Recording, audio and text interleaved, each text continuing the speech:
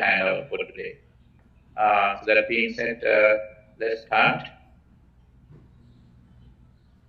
Samanta Chakravalesu Atra Gachantu Devata Sadhamang Muni Rajasa Sunanto Sakka Mukhatam Dhamma Savana Kalo Ayang Vadanta Dhamma Savana Kalo Ayang Vadanta Dhamma Savana Kalo Ayang Vadanta Namo Tassa Bhagavato Arahato Samma Sambuddhassa Namo Tassa Bhagavato Arahato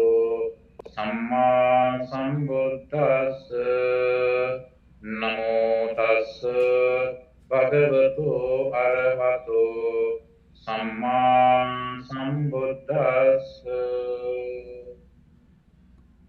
Once again, welcome to our Friday Dhamma Talk in English. As you know, today's topic is the impact of the triple imprint on samsaric existence, samsara. But actually in Sanskrit and Pali, it is sansara. It is sansara, or in English is samsara. And then especially Westerners, they know the term samsara very well. They know that it has a connection to Buddhism as well as other Indian religions. So that's the first keyword. The second keyword is karma. That's the second keyword that you need to remember. Karma, and the Pali word is kamma. Kamma. Kamma.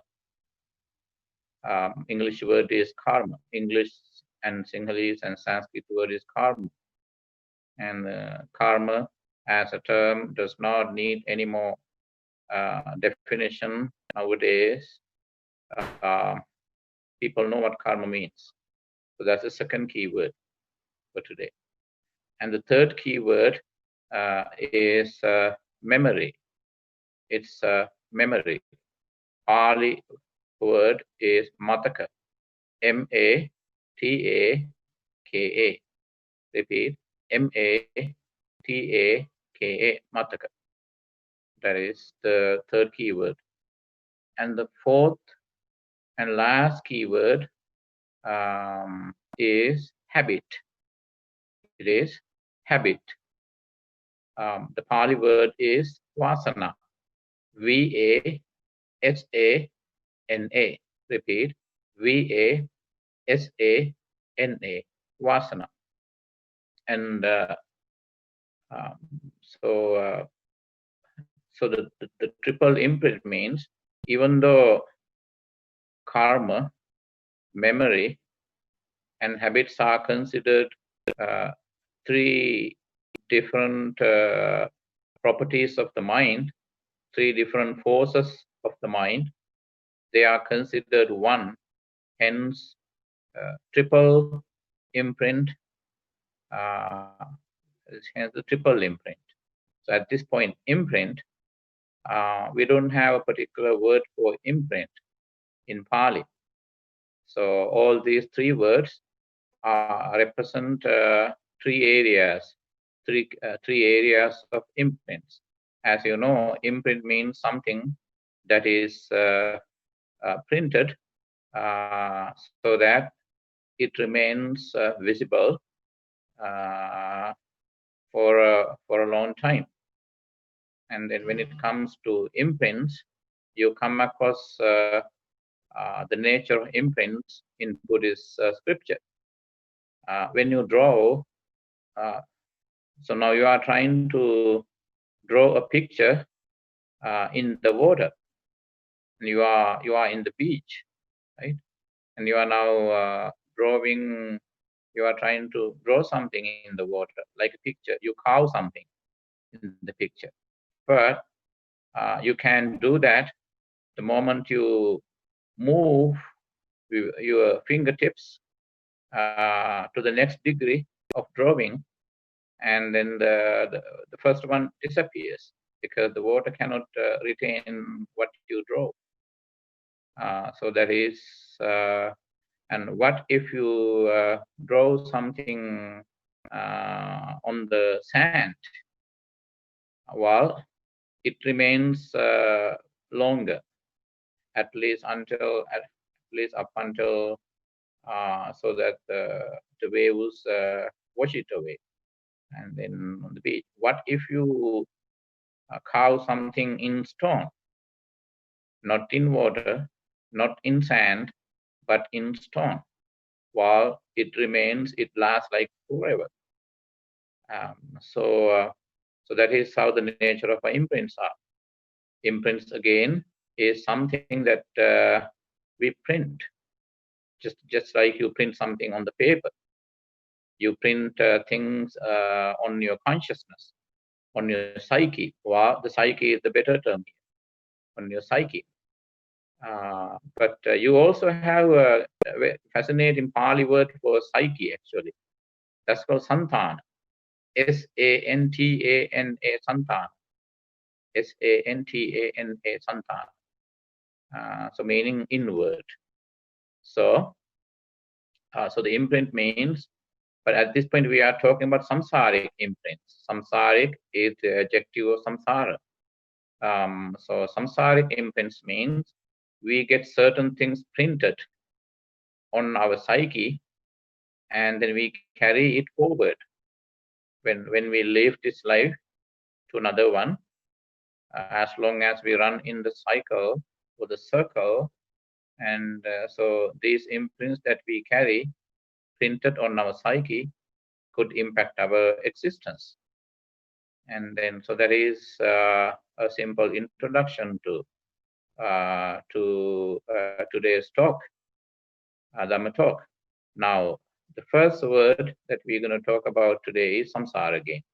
Now, the term samsara needs some clarification here. Why?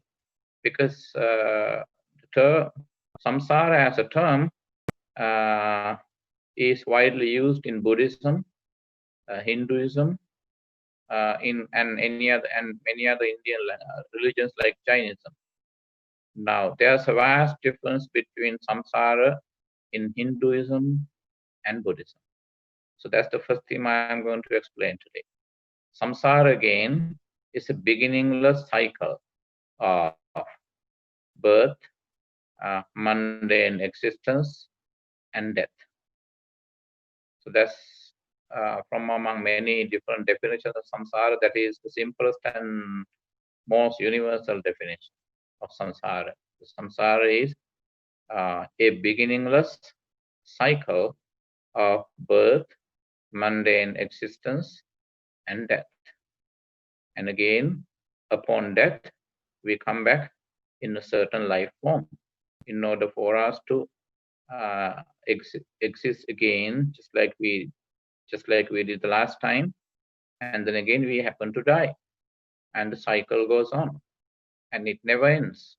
So the cycle is endless. And strictly in the Buddhist sense, Buddha was asked on numerous occasions when samsara started.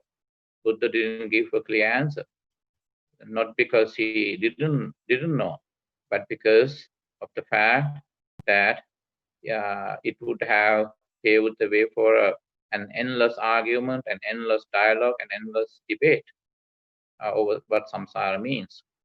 So the past does not actually matter when it comes to ending of samsara. What really matters is not your past, but the present, that you are living, that you are experiencing, and then how far the present moment or the present lifetime affects your next lifetime when you leave this world upon death. So what really matters is the present.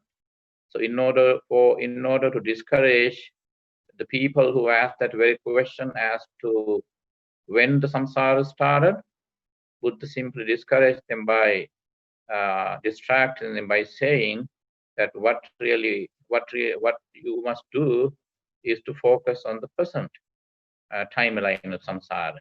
So there are three timelines of samsara: the past timeline, the present timeline, and the future timeline.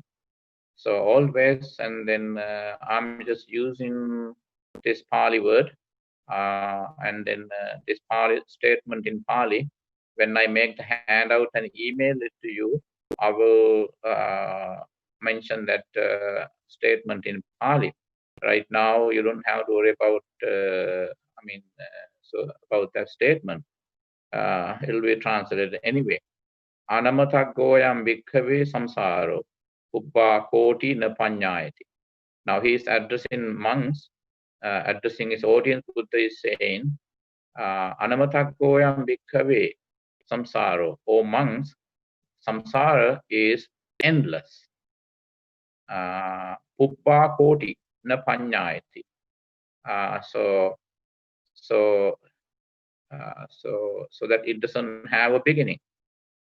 It does not have a beginning. That's why I started by saying beginningless cycle. Uppa kotina panyayati. It is not visible. And then, so Buddha would have otherwise encourage you by taking you through your past lives and asking you to focus on your past life and what you were in your past and how many lifetimes you lived before ending up in this lifetime. But it wouldn't be practical. It wouldn't be practical at all, because according to the Buddhist definition of samsara, probably personally in my case, before ending in this lifetime as a human being, probably I lived like hundreds of thousands of millions of billions of trillions of life forms in my past samsara. Who knows? So I should discourage myself to trace back my past samsara, because and then instead I should not waste my time on doing that. Instead, I must be able to focus on this present timeline, the present timeline samsara, to understand how far I'm making bad karma, how far I should work in order to drop bad karma. I would say desist myself from doing bad karma, and then how far I must get rid of bad habits, negative habits, and how far I should get rid of negative memories. And so that's what I'm supposed to work. So that's what I'm trying to do too. So as a practicing Buddhist, as someone trying to have inner peace, trying to achieve my own enlightenment one day, what I'm supposed to do is that I don't pay attention to my past samsara. It's beginningless anyway. But instead, why waste time? Instead, I should focus on the present timeline samsara, and that would help me to carry much less memories, karma, much less negative memories, negative karma, and negative habits to the next life. And that would help me to shorten my samsara. So that's the kind of impression that Buddha has given me. That's the kind of impression that Buddha wanted his audience to have.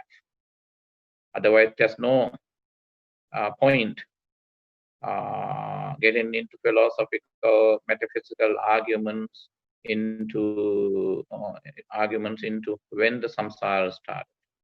And again, see, I just mentioned the samsara, but actually we have our own samsara. It's individual always. But now let's look at the difference between how Hinduism defines samsara and Buddhism does. So samsara again is the beginningless cycle of birth, mundane existence, and death until, and then we will come back to the cycle again. So just to say the distinction at the beginning, first is that according to Hinduism, samsara has a cosmic connection, vertical connection, whereas so it is a cosmic process. Samsara in general, in Hinduism in general, is a cosmic process. Now, let me clarify that first before the Buddhist definition. Now, according to Hinduism, we all come from Brahman. Brahman is the creator God according to Hinduism. You know, in Judeo-Christian religions, you believe in God, the creator. Hinduism being a theistic religion or a theocentric religion, has Brahma as its creator. Everything comes from the creator. Everything comes from Brahman. So that our Atman, our soul, was created by Brahman, and so that he sent it, and then he gave, Brahman gave life to our consciousness, so that we are on the worldly level, and then so that according to the Brahminical or the Hindu definition of samsara, as long as you remain in samsara, and you are responsible for your creator, who is Brahman at this point. Why? Because you are thankful to him, and so that you have an obligation to comply with him. What sort of compliance is that? Because you are supposed to be responsible for yourself, and you have a moral obligation and to live your life so that blameless, to live a blameless life, ethically or morally unblemished life, and so that one day you will go back to him, and that is called Brahma Sahaveta. You don't have to worry about the term. You will get that term in the handout. Brahma Sahaveta. Brahma is the Brahman, the creator. Sahaveta is union with Brahman. Like you say in Judeo-Christian religions, Abrahamic religions, that you go back to union. You go back to you say that in union with the divine, union with God. You go back one day. So, and likewise in Hinduism, so you came from Brahman, and so that you are responsible for your existence, which is samsara. So at this point, you came back from Brahman. Brahman is a cosmic reality according to Hinduism, because he's not on the human level, and he is God or Brahman is essentially cosmic. So that simply because he created you, there's a cosmic connection. Your samsara has a cosmic connection. That cosmic connection, vertical. That's a vertical connection. Vertical in terms of going up, and then so that's why I said Hinduism, samsara in Hinduism has a cosmic connection. It's a cosmic process. Process in terms of the fact that Brahman send you down to the earth, live your human life or whatever the life form. In Hinduism too, you believe in different forms of different life forms, like a human, animal, and different other manokaya or astral forms. And then one day you go back. So the beginning of your samsara and the end as well is necessarily connected to the cosmic force called, the cosmic reality called Brahman. So so that it is a cosmic process. Whereas when it comes to the Buddhist definition of samsara is very different than the Hindu idea of samsara. So in Buddhism, samsara is a cognitive process. It's an internal psychological process. It's a cognitive process. As you know, cognition. Cognition means the cognitive process is that through our sense faculties, we gather knowledge and we filter knowledge, we collect data, and then we filter data. Based on data, we make assumptions and conclusions, and then so that we make those assumptions and conclusions in order for us to reinforce our life. And so all our thinking, our decision making, our perception again, then our outlook on the world, our perspective, and all that depends on the knowledge that we gather, and that is called the cognitive process. And then when you going back to the Hindu definition of samsara, one day when you go back to Brahman, it is called a cognitive shift. It's a cognitive shift. It's a cosmic shift. It is called a cosmic shift. Why? You are going back to him. Whereas when it comes to nirvana in Buddhism, salvation in Buddhism, it's not a cosmic shift. It is a cognitive shift. So while everything is everything in Hinduism, why am I only talking about Hinduism? Because Buddhism was born in a society that was predominantly Hindu, predominantly Brahminical, and Buddha was born a Hindu. And since his enlightenment, his rediscovery of truth, and then so that what is called Buddhism came into being.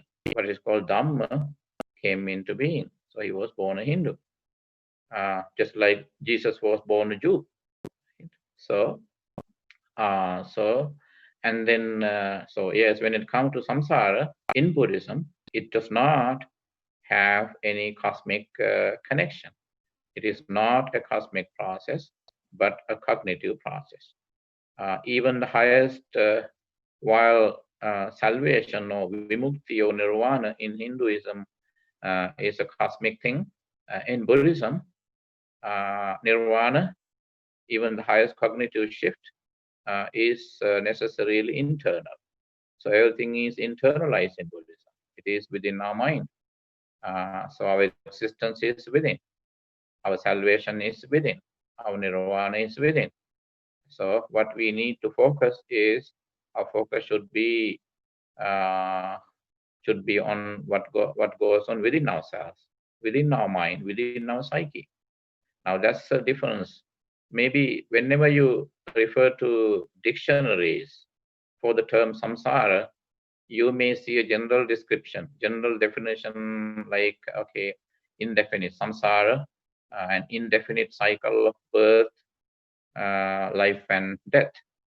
That would be the general definition. But again, sometimes when you see further, when you would say, okay, samsara in Buddhism, samsara in Hinduism. But especially whenever we talk about these terms, especially in the West, and then we need to clarify the difference. So I think probably you have a much better knowledge of samsara than I do. But as part of this topic today, I thought I should explain that.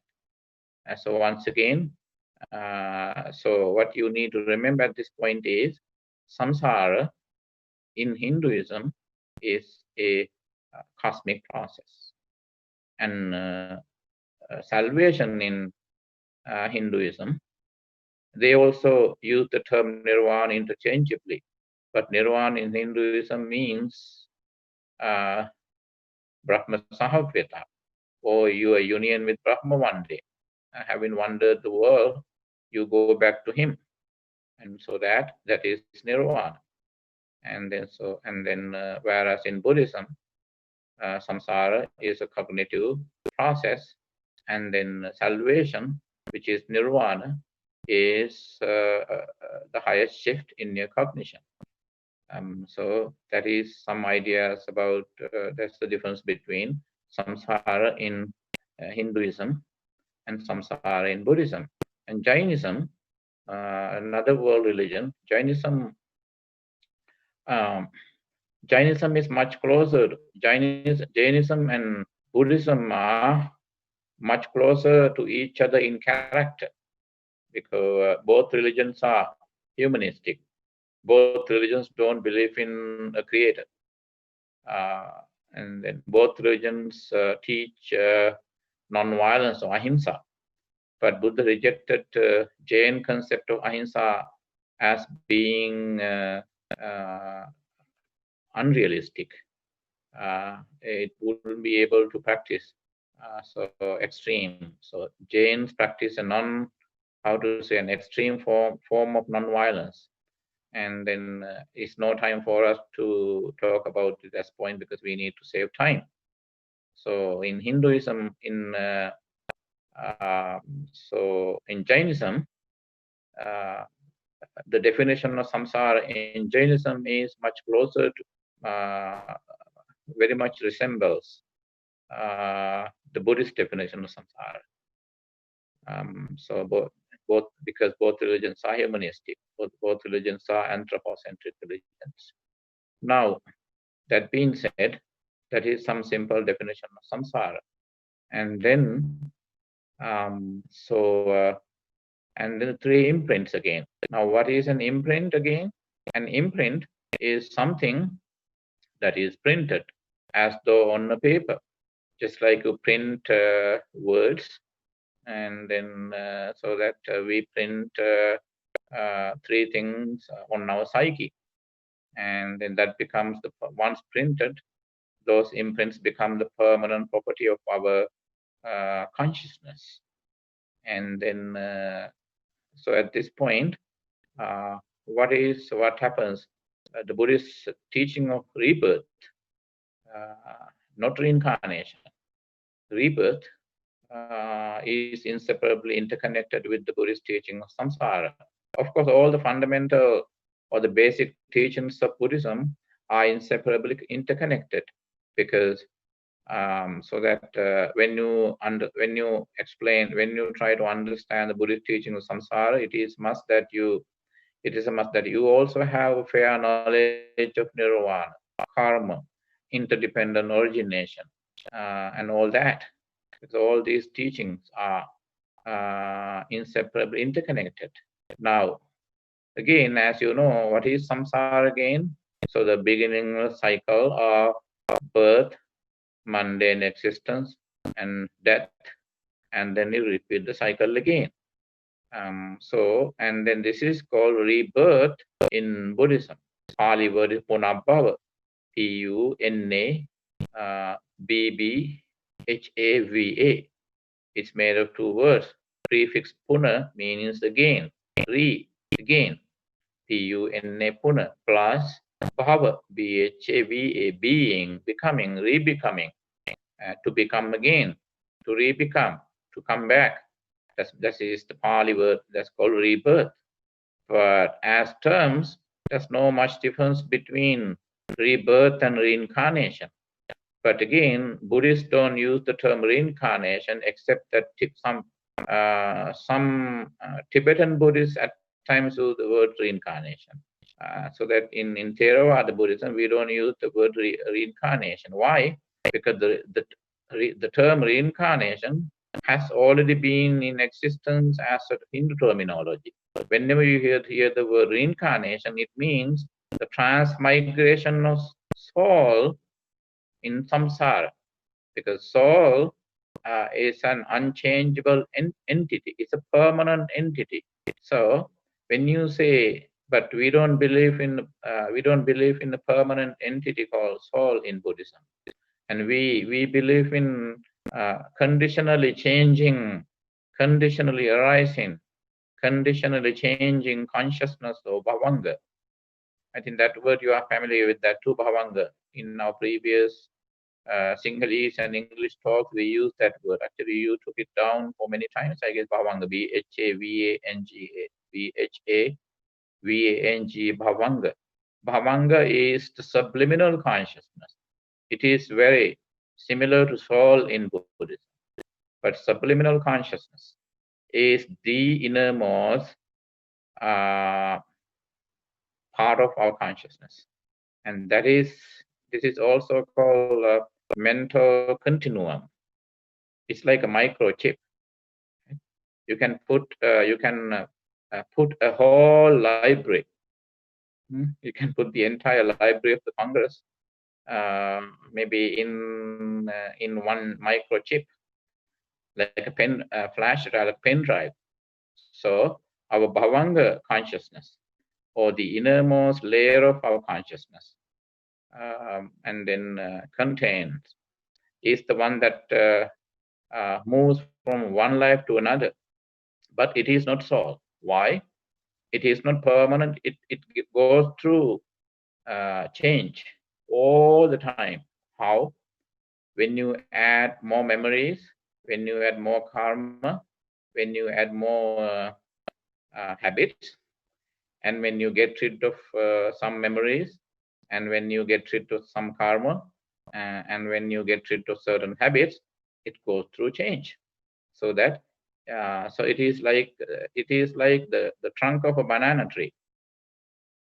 It's like a trunk of a banana tree, right? When you we peel it off layer by layer, what happens there when you get to the bottom?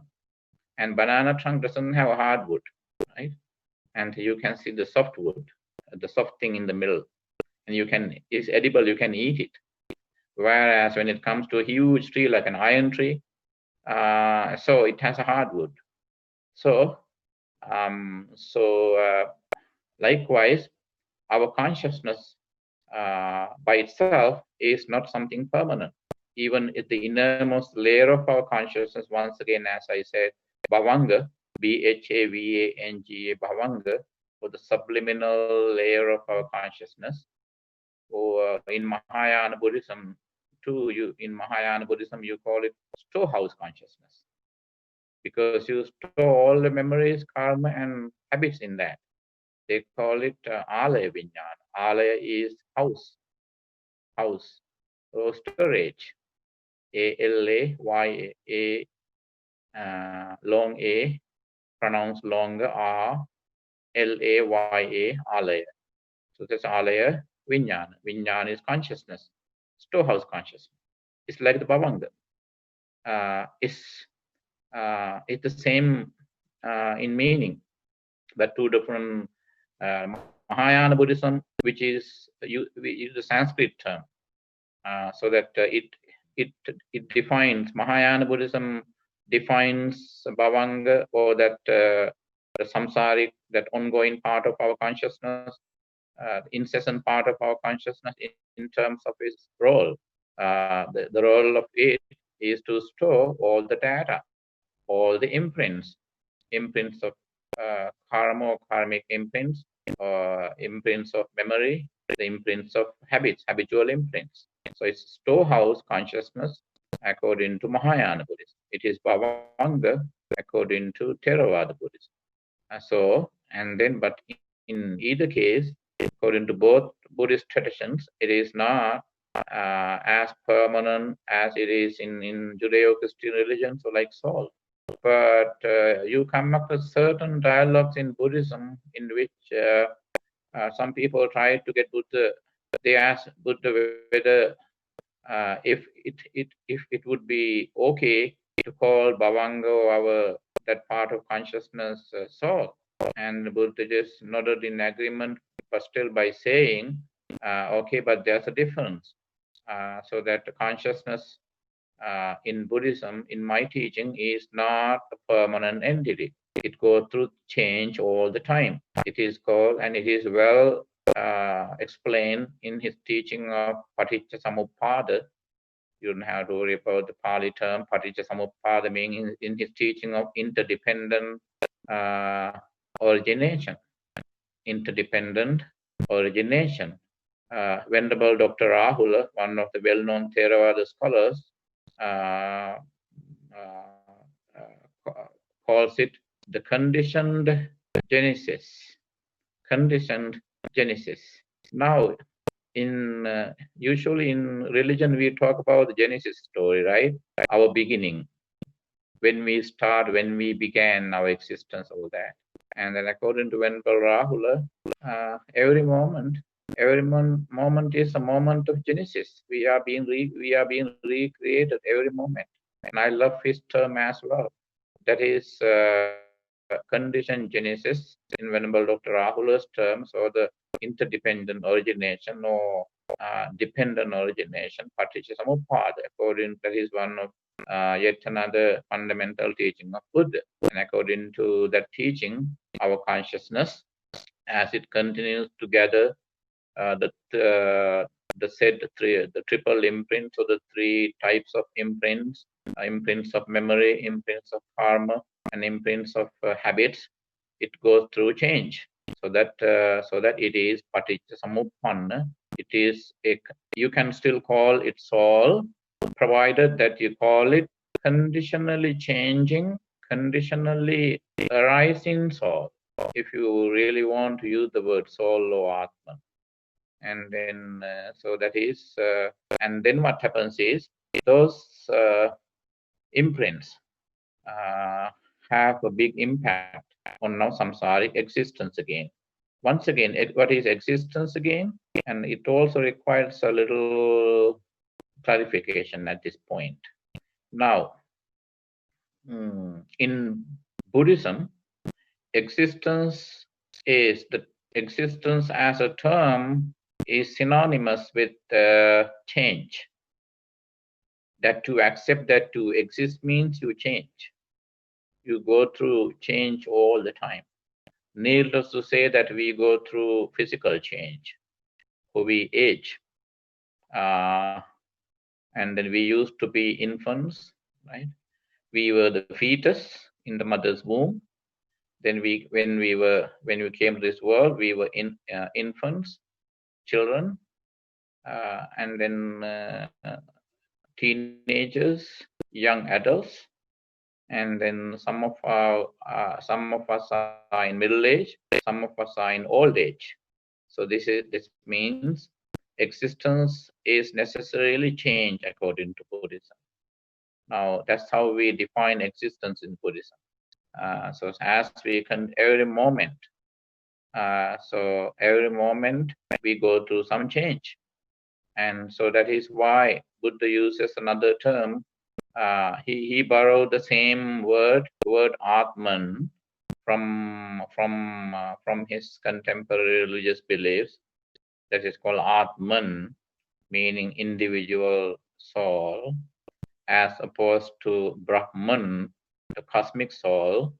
And Buddha, when Atman comes to Pali language, it is Atta, and the Atta, Atta. And then, but Buddha added to one more word to Atta. That's called Bhava, Bhava, Bhava. Bhava means to become. Atta Bhava. In Sanskrit, it is Atma Bhava. Atta Bhava in Pali. Atma Bhava in Sanskrit. So Atma is Atman, or Atta in Pali. But Buddha calls it Atma, not simply Atman or Atta, but Atta Bhava or Atma Bhava. And Sinhala speaking people always use that word, Atma Bhava. Mage Atma Bhava, my, how to say, my changing soul. So Atma Bhava means changing soul, conditionally changing soul. So not the soul as a permanent entity, but the soul which goes through change all the time.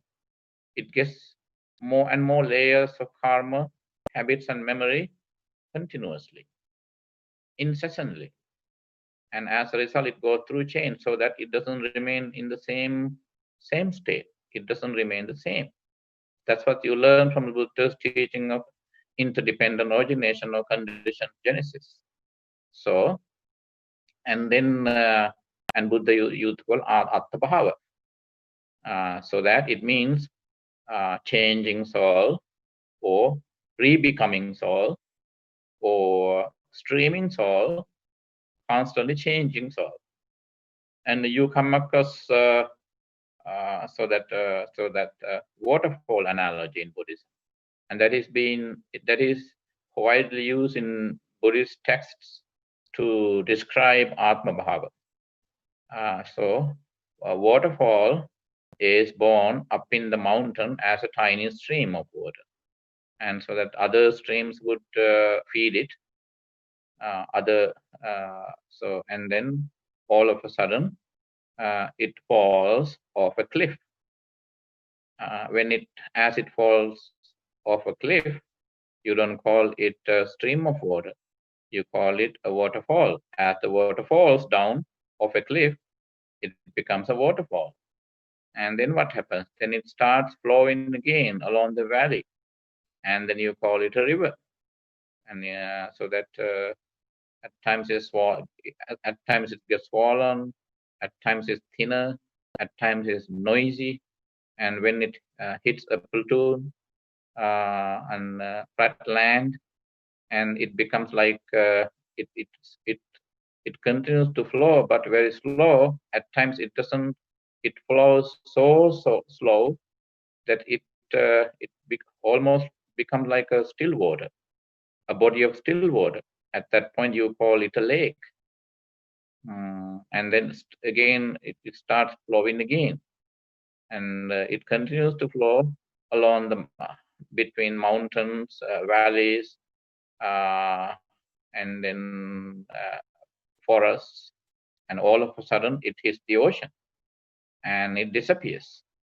And that's how Atma Bhava, Atta Bhava, or the streaming soul is defined in Buddhism.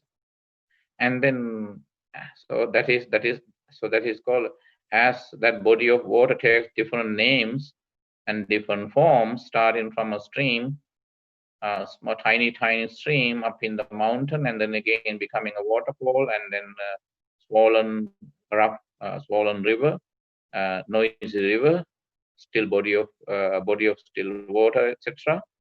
Our existence too. Our existence continues to occur in different forms, and then at the same time, just to remind you that so existence is considered a mirage in Buddhism, and then it is like a mirage. Why? Because it is a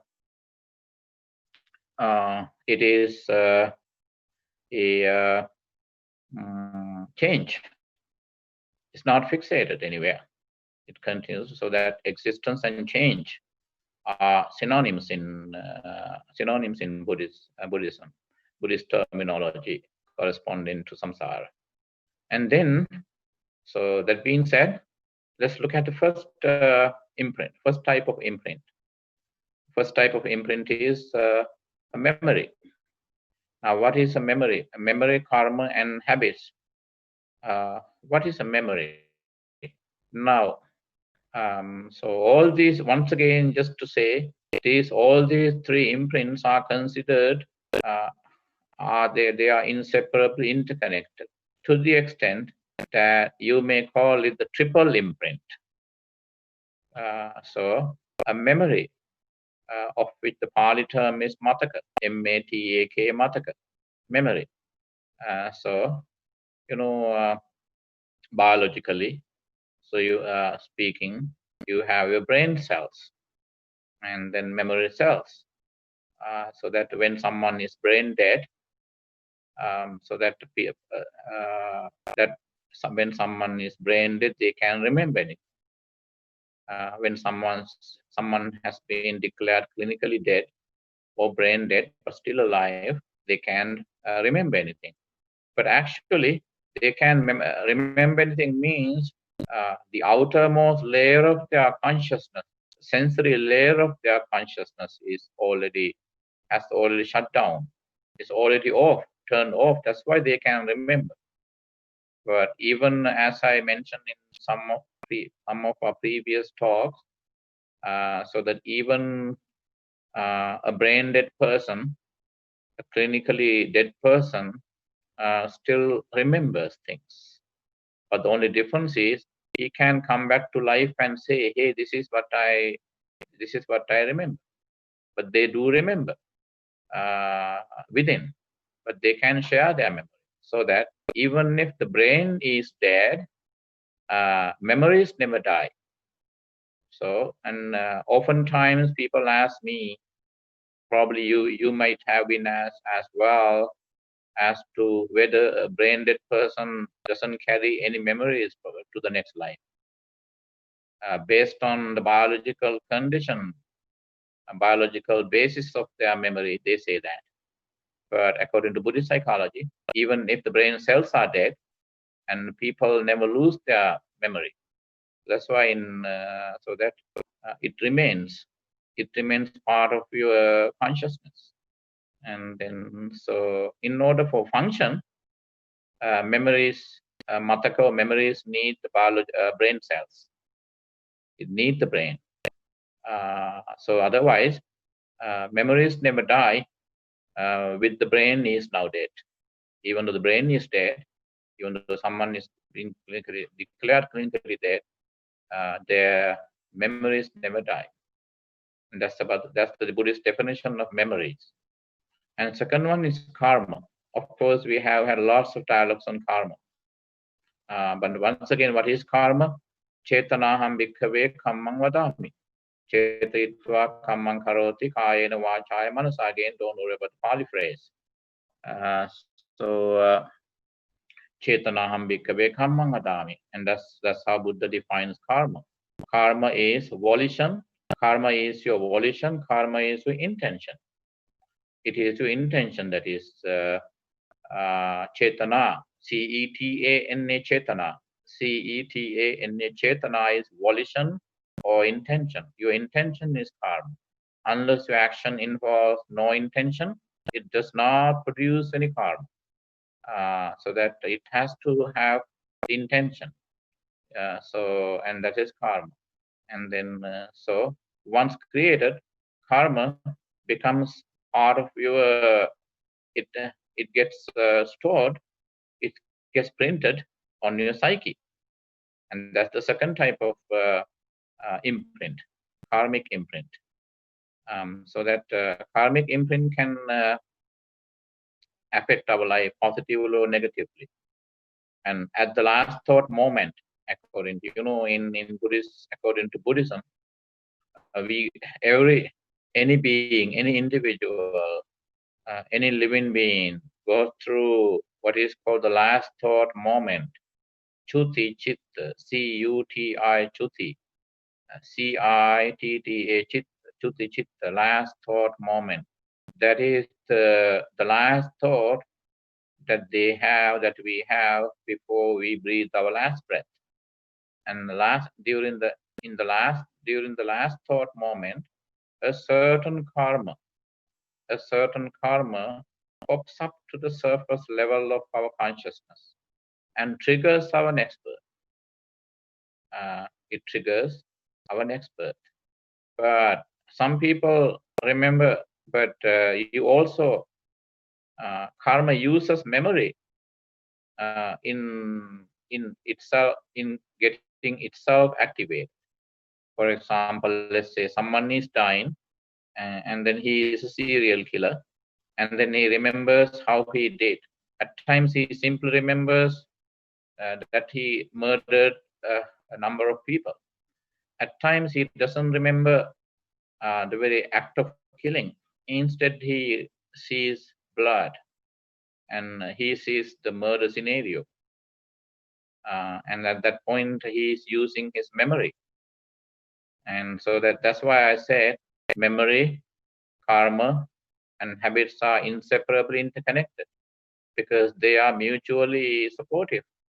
When you remember a certain karma that you means, how do you remember your karma? I already said that. You remember, quote unquote, meaning it is the memory, and you reactivate the memory thereof, the memory that is corresponding to the very karma that you committed, and that's how you remember that. So even though it is a certain karma that triggers your next birth, and then karma uses memory at that point. So karma again is, and we store karma deep in our psyche. Once again, what is that part of the consciousness? Bhavanga, Bhavanga, or subliminal part of the consciousness. Subliminal consciousness. I would like to say subliminal layer, because consciousness is one, it has different layers. Remember on our talk on consciousness, we discussed the 3 layers of consciousness. There are no 3 different consciousness. Of course, you don't use the term conscious in plural. You never call it consciousnesses, but one consciousness.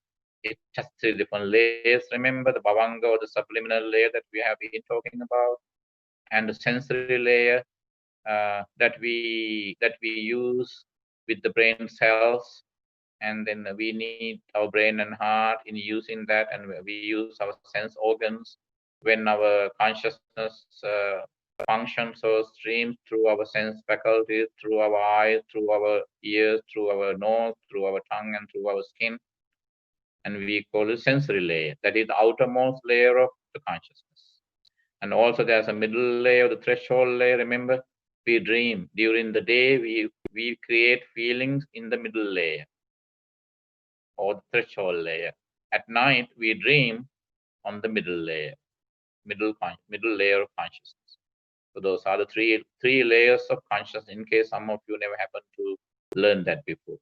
So again, there are 3 layers of consciousness. Bhavanga, subliminal layer, within which we store the 3 imprints, or the triple imprint, and a threshold layer within which we create feelings during the day when we are awake, and we dream at night when we are asleep.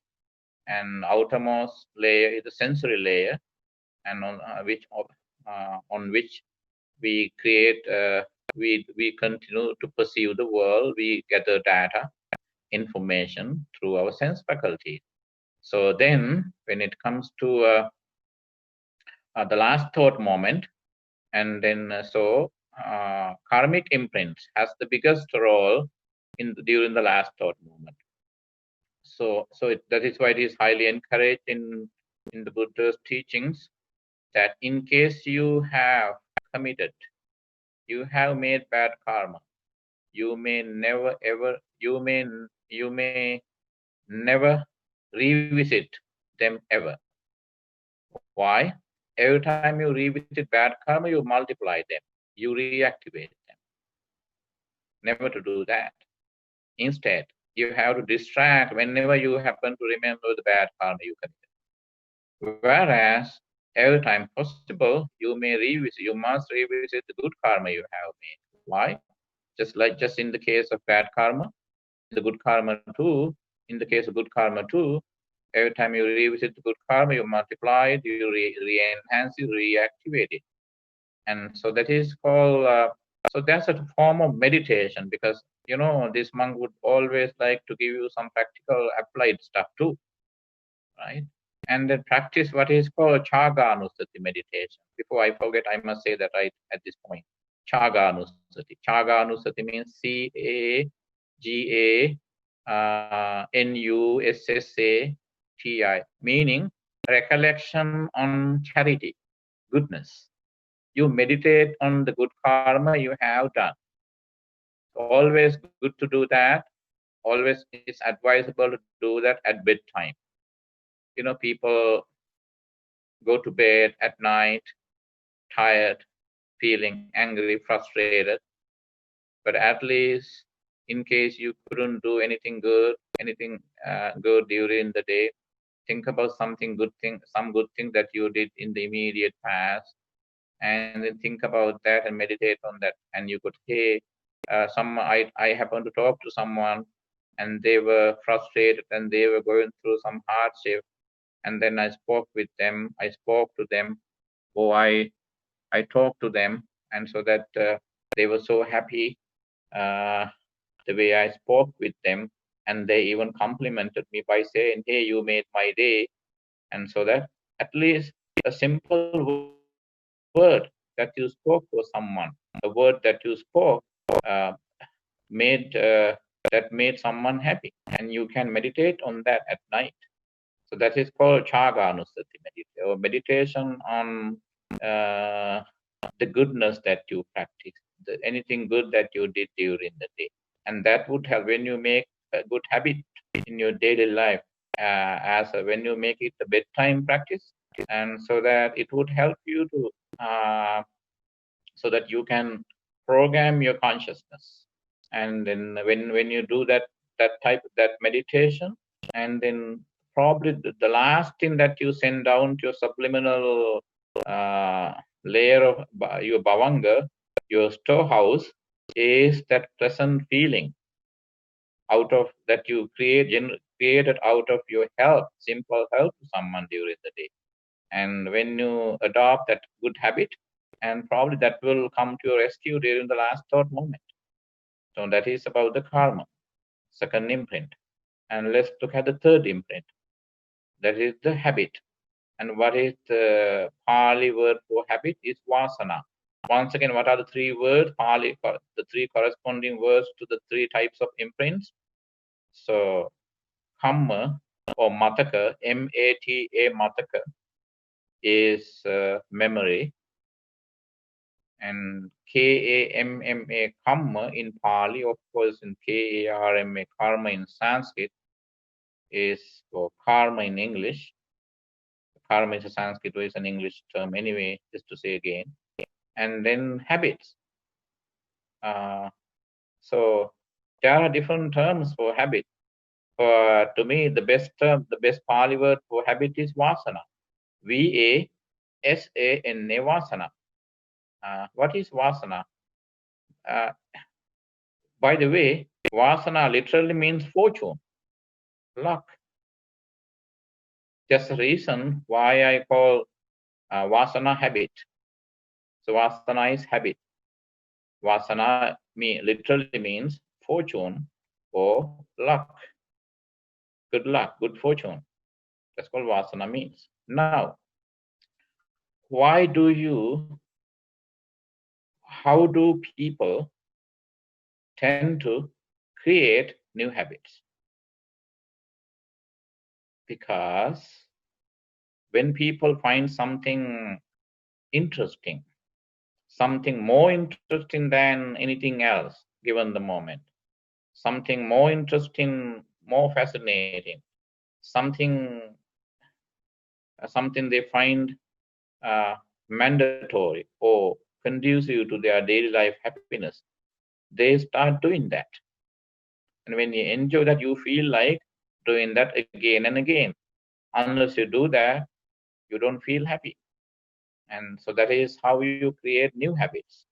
Habit is something that impresses you, that motivates you.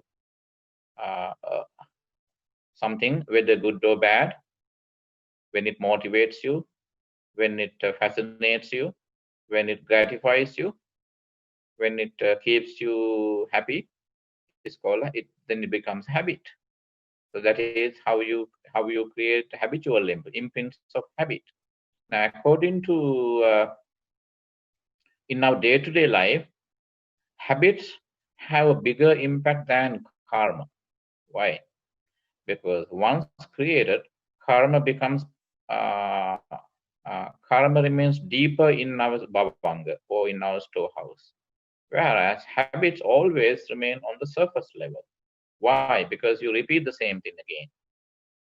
Habits. For example, if you are addicted to computer games, even even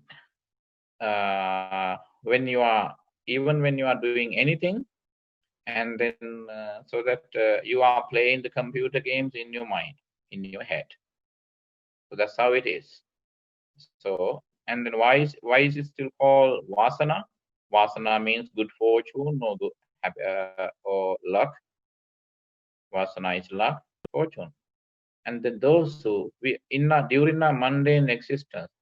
By the way, remember at the beginning as we mentioned, the definition of samsara.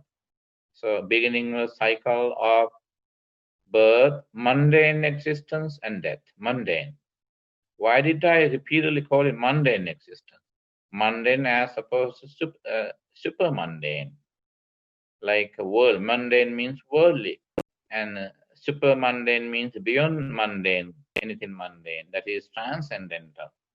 So now, during a mundane existence, during our empirical existence, and then we are driven by, we are directed by, we are consciously or subconsciously directed by our habits more than our karma or memory, because habits, it's much easier for us to rekindle or to reinforce our habits than our memories and karma, because you cannot modify the same karma, you cannot modify, you cannot adulterate, you cannot modify the same mataka or memory. The only thing in the case of memory and karma, what you can do is you can push them to the sides by creating new memories and new karma. Whereas when it comes to habits, you can modify, you enhance the same habit. That's the big difference between habit and the other two imprints. So that is why habits have a bigger impact on our life than memory and karma.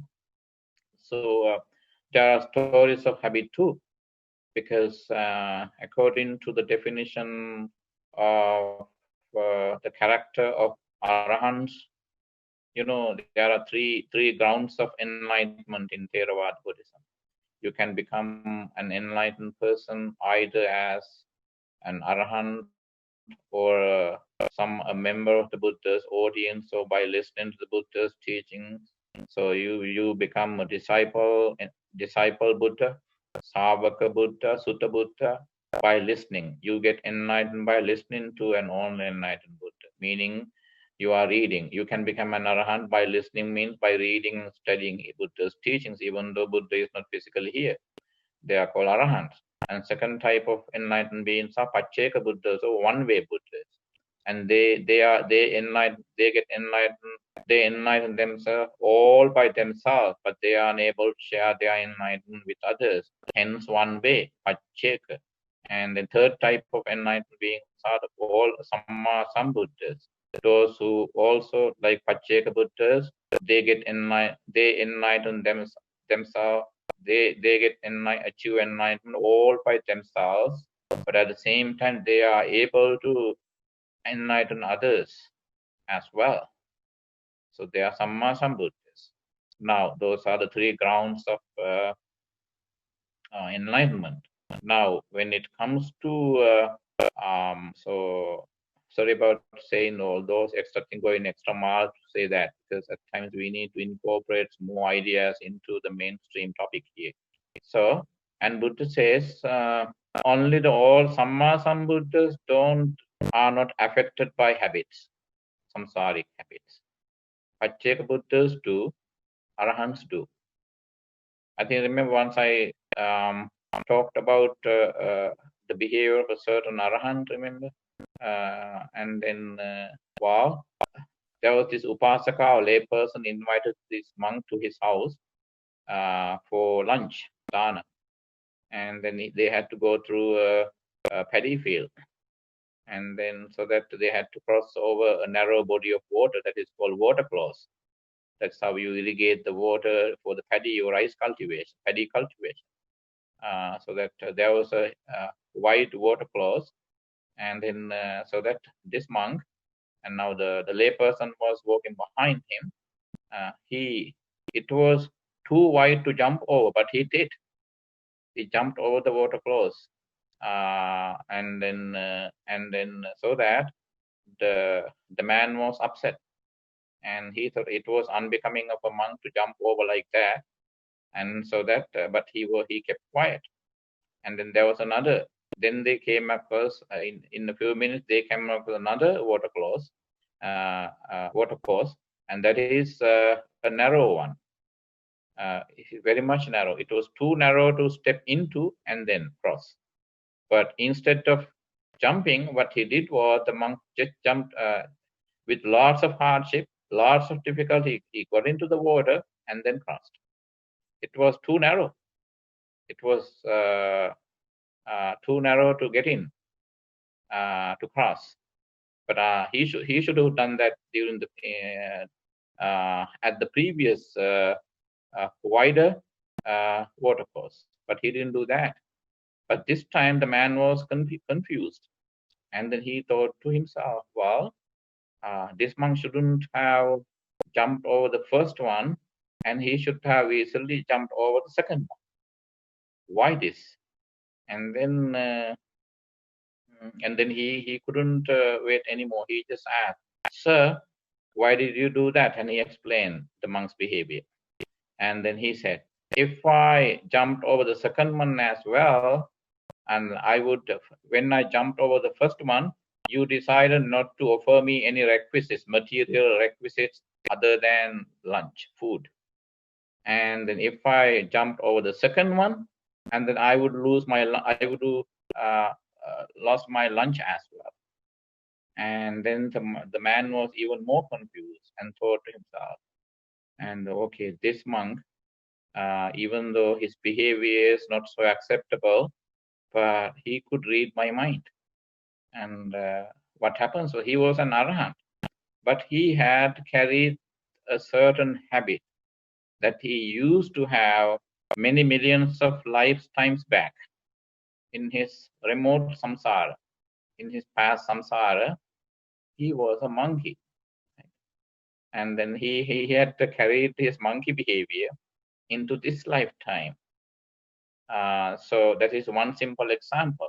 Even an arahant could still carry habits. Needless to talk about myself, or in case you are, I don't know whether you're enlightenment or not, in your case as well. So the habits are such, they can immediately affect. The bottom line here about habits is, unlike memory and karma, habits can immediately affect our behavior. So that's why habits are much more dangerous. Bad habits are much more dangerous than bad karma and bad memories. You can push, as I said, you can push memories and karma to the side by creating. You can temporarily push bad memories to the side by creating new memories and meditating on those memories.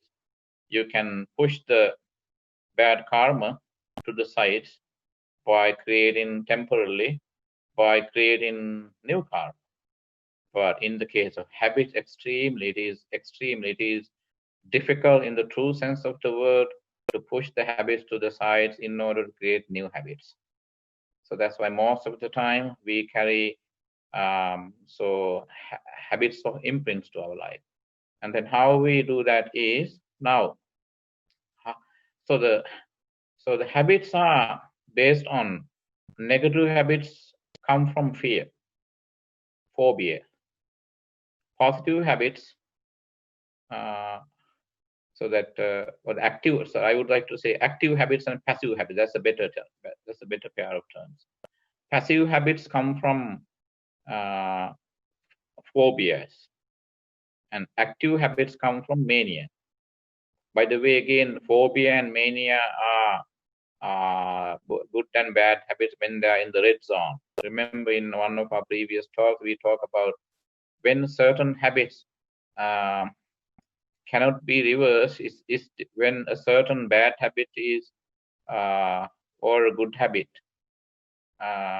is over limit. So no matter how good it is, when it hits the red zone, it can become a mania. So that when it's good to play some computer games once in a while. But when you think that computer game the only thing in your life, you get addicted, and it becomes a mental disorder. At that point, it becomes a mania. So you become a computer game maniac, and at the same time, you fear people, you fear society, you are fearful of everything, and then you don't like to be a social person. or probably based on your prior experience, you don't like to associate with people. At that point, when it is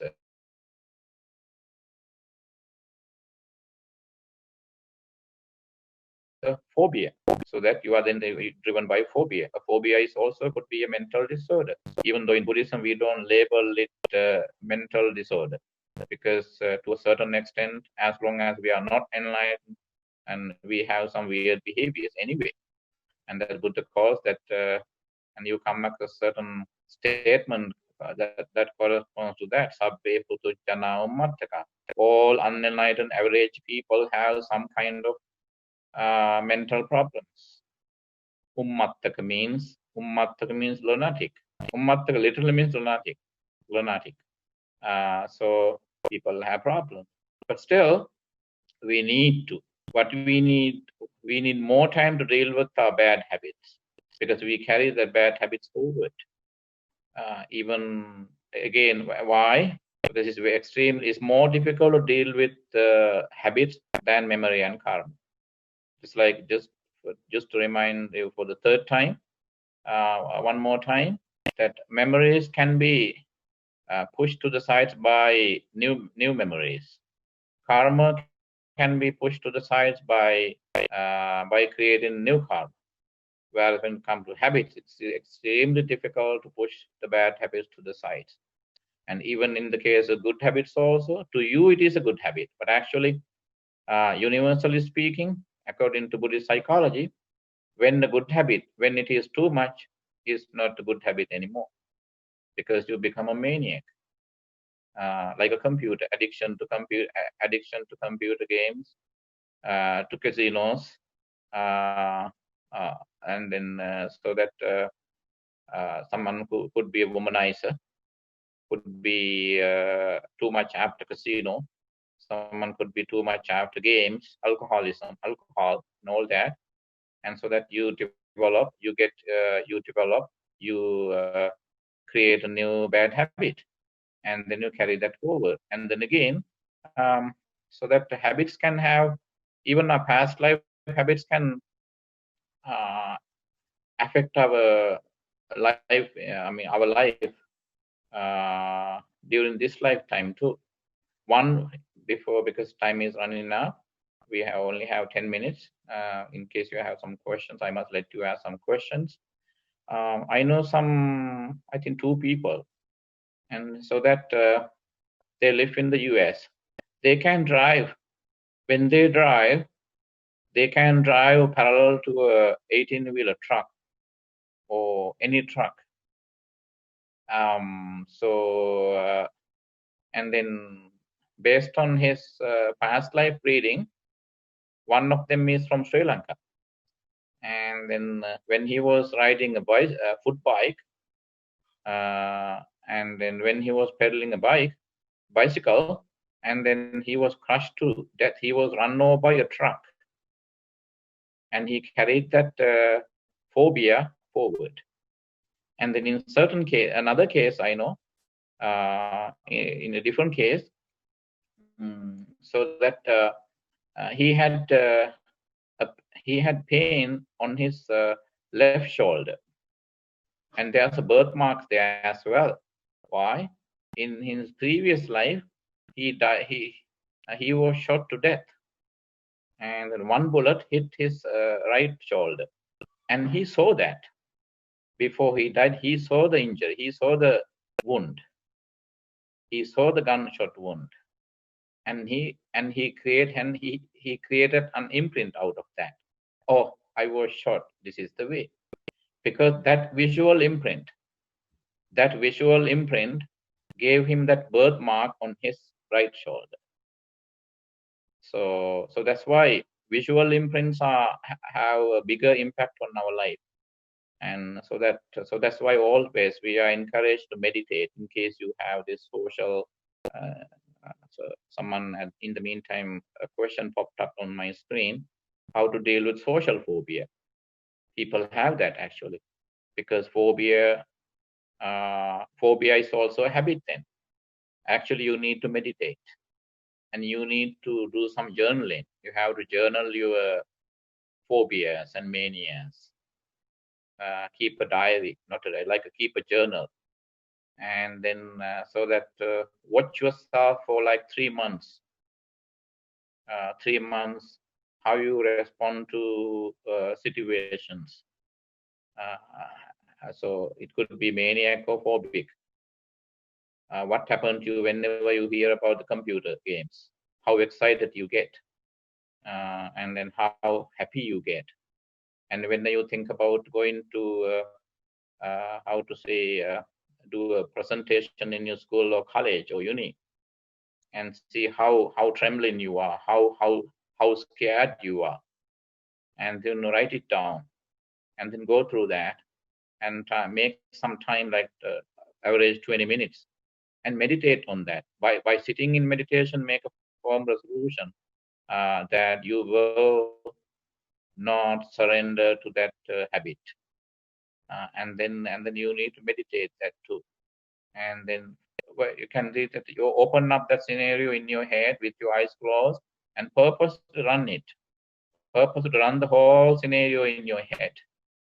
And then when you do that few times, you could see whether you go through some physical changes in your physical body, whether you perspire, whether you sweat, whether you get lightheaded, whether you get scared. And then so that you do that on purpose. When you replay that scenario on purpose, at that point you can slowly build up your self-confidence. Why? You are not simply surrendering to that phobia, but you are purposely running it. In order to run that on purpose in your head, run the scenario in your head on purpose, you need some guts. Guts means self-confidence. And then meditate on that. So that, just to answer that question that popped up on my screen, I would like to say meditation is a must. Anyway, I was coming to that point. Anyway, the last thing I would like to say, we need to meditate on the triple imprints. We need to meditate on certain memories, mataka. And we need to meditate on the karma. By meditating on memories that affect our daily life, we can reduce the gravity of those memories. And by meditating on karma, bad, especially bad, you need to meditate on the good karma in order to enhance it. But actually what we need is to meditate on the bad karma in case we have committed some. And then when you think, when you meditate on that, and you have to tell yourself, instead of worrying about the bad karma, you have to make a firm resolution. Okay, I will not commit this type of karma again. And then make a determination to do the opposite karma. For example, if you used to kill birds that come to your backyard, and start feeding the birds, that's how you replace the bad karma. In case you used to find fault with others, appreciate others. In case you are someone who doesn't like the presence of your opponents or enemies, and then purposely walk to them and say hello to them, hi to them, and then so that, and do that determination, that aspiration in your meditation, and of course habits too, so that you need to meditate on your memories, karma, and habits. That's the way to deal with. Meditation is a must. By simply thinking about your memories, karma, and habits, you can get rid of them. And then when it comes to habit, you need special handling, special care. You need to watch yourself more and deeper than when you deal with memory and karma. Why? Because your habits pops up quite instantaneously, and however determined you are not to let those habits to take you over, rule you over, and they come in. At least it's when you are halfway through the bad habit, only when you are halfway through the bad habit do you understand that you see that you are doing that again. Thank you. Any questions? Those who have questions, please unmute yourself and ask.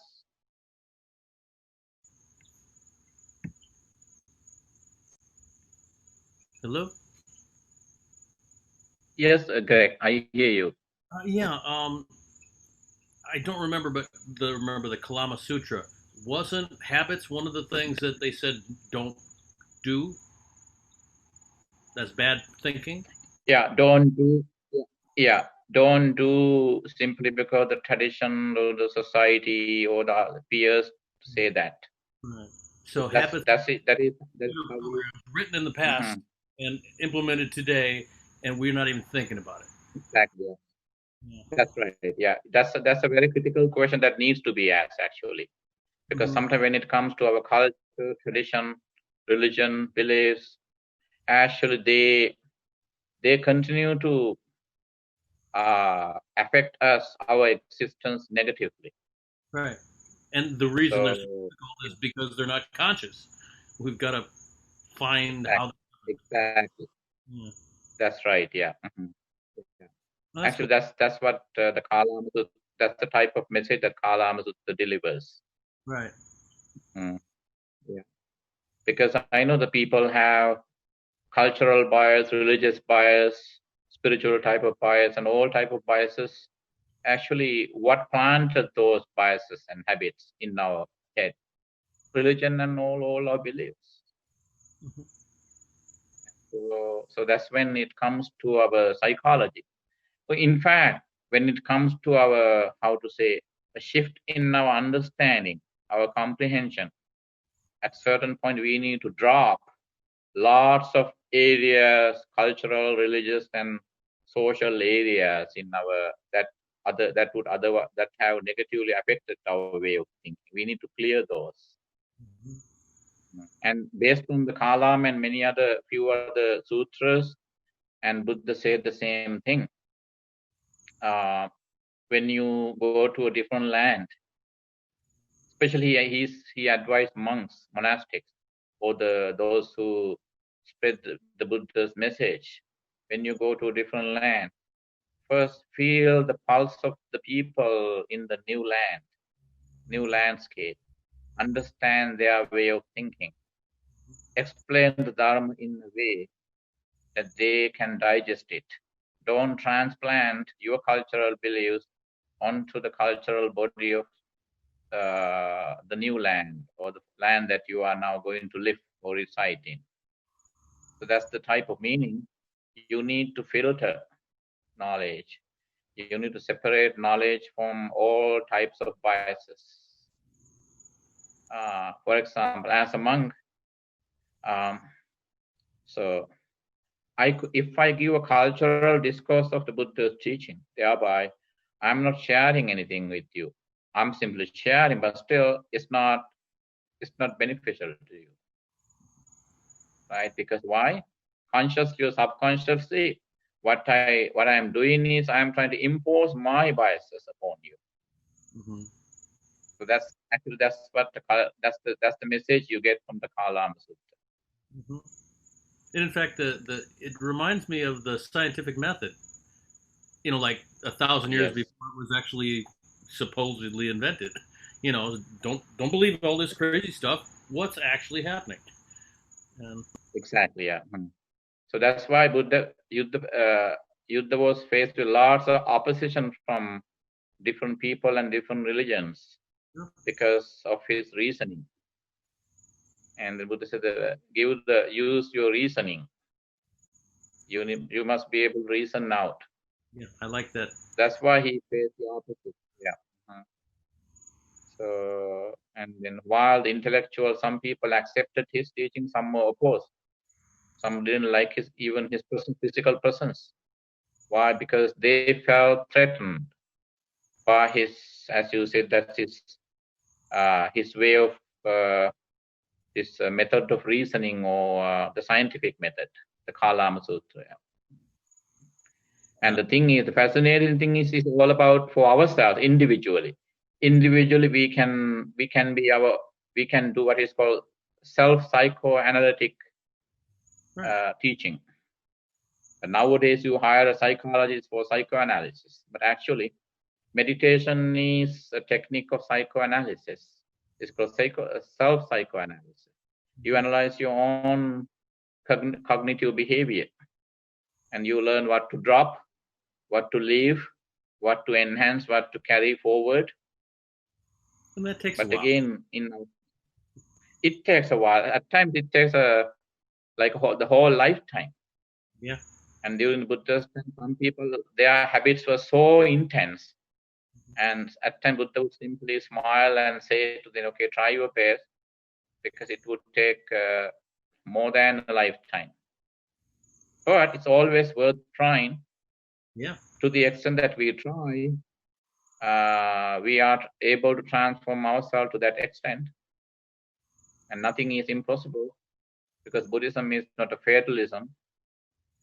It's not a determinism. We don't believe in fate or destiny, and you can change it. Karma is very different than destiny, even though according to certain English dictionaries, karma is identified with destiny, kismet, fate, whatever the term. And then it says the dictionary list words like they say karma as a synonym for fate, kismet, destiny. In order to distinguish karma in Buddhism, some Westerners call it karmic destiny, but actually karma is not a destiny at all. You can change it. Right. When you are able to change even the most difficult one to change, that is karma, needless to say anything else, you can change anything else. So then some people, even within Buddhist, even in Buddhist societies, I mean ethnic Buddhist societies, some people put the blame on karma. They don't make a conscious effort to change themselves. And to them, they put the blame on karma and say, okay, karma will take care of that. There's no moving forward. Okay. Thank you everyone for listening. And then so that I will make some handout when my new computer arrived in the mail probably tomorrow. Sorry about that. And I owe you 2 handouts now from last Friday and then today's. And now share in the mails. Okay. And then so that may you all be well, happy, and peaceful. Let's share with all sentient beings in the universe. Ittavata mehi sambhatam punya sampadang sabbe devanumodantu sabba sampatti siddhya sabbe bhutanumodantu sabba sampatti siddhya sabbe sattanumodantu sabba sampatti siddhya. Shall we also share with our departed relatives and friends? Idam me nyati nang hotu sukita hontu nyatayo. Idam me nyati nang hontu sukita hontu nyatayo. Idam me nyati nang hontu sukita hontu nyatayo. May you all, together with your family members and friends, be well, happy, and peaceful. And may the triple gem bless you. Bhavatu sabba mangalang rakhantu sabba devata sabba buddhanubhavena sada sati bhavantu te. Bhavatu sabba mangalang rakhantu sabba devata sabba dhammanubhavena sada sati bhavantu te. Bhavatu sabba mangalang rakhantu sabba devata sabba sanghanubhavena sada sati bhavantu te. Have a peaceful evening, my friends in America and London. Have a beautiful day, my friends from Sri Lanka. Thank you.